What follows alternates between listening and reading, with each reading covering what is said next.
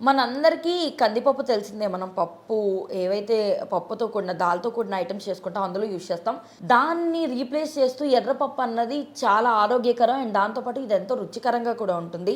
So, ఎవరైతే పప్పుని ఎక్కువ ఇష్టపడతారో వాళ్ళు ఎర్రపప్పుతో పప్పుని చేసుకోవడం అన్నది ఇంకా ఆరోగ్యానికి ఎన్నో మేలు చేస్తుంది.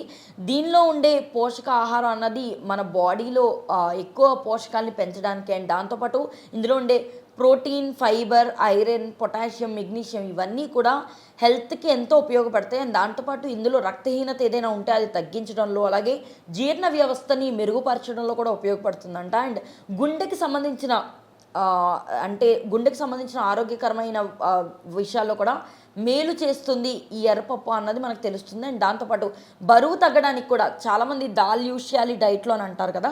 సో, ఆ దాల్ మీరు వాడుతున్నప్పుడు ఇందులో ఆ ఎర్రపప్పుని తీసుకోవడం ఇంకా హెల్త్‌కి చాలా మంచిది. ఇందులో ఉండే క్యాలరీస్ వాటిని కూడా మనకి వెయిట్ లాస్ అవ్వడానికి, అలాగే ప్రోటీన్స్ గెయిన్ అవ్వడానికి కూడా హెల్ప్ చేస్తుంది.